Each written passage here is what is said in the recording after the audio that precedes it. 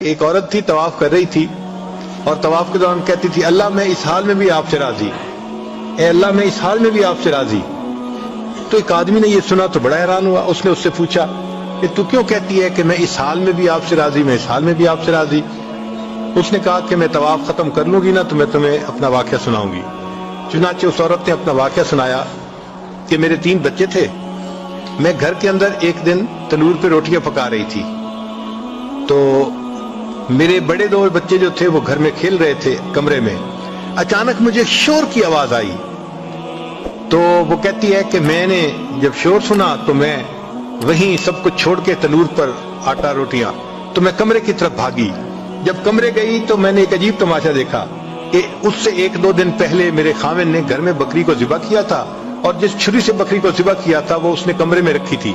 تو میرے دونوں بچے کھیلتے کھیلتے ان میں سے ایک نے دوسرے کو کہا کہ تمہیں پتہ ہے کہ ابو نے بکری کو کیسے ذبح کیا تھا؟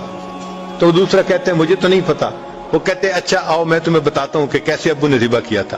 تو میرا درمیان والا بیٹا جو تھا وہ زمین پر لیٹ گیا اور بڑے لڑکے نے اس چھری کو اٹھا لیا۔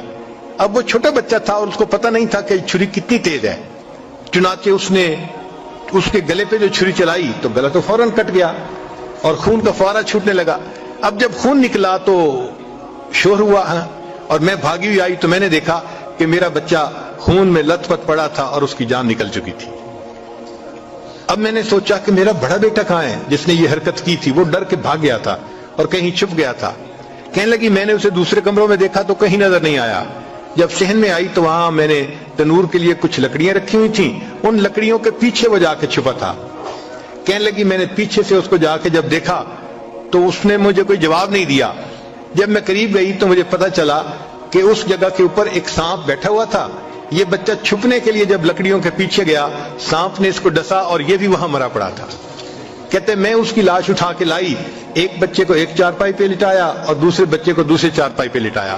پھر اس کے بعد میں نے فیل کیا کہ میرا تیسرا چھوٹا بیٹا جو کرالنگ کرتا تھا، رینگتا تھا، وہ کہاں ہے؟ وہ مجھے نظر نہیں آ رہا تھا۔ کہنے لگی میں اٹھ کے جب جو ہے تنور کی طرف آئی تو میں نے دیکھا کہ اس نے کرال کیا اور وہ تنور کے اندر گر چکا تھا۔ تو میں نے اپنے زندہ بیٹے کو آگ کے اندر پورا جلتا ہوا دیکھا اور وہ بھی فوت ہو گیا تھا۔ تو میں نے تینوں بیٹوں کی لاشوں کو چارپائی پہ رکھا، پھر ان کو نہلایا، ان کو کفن دیے۔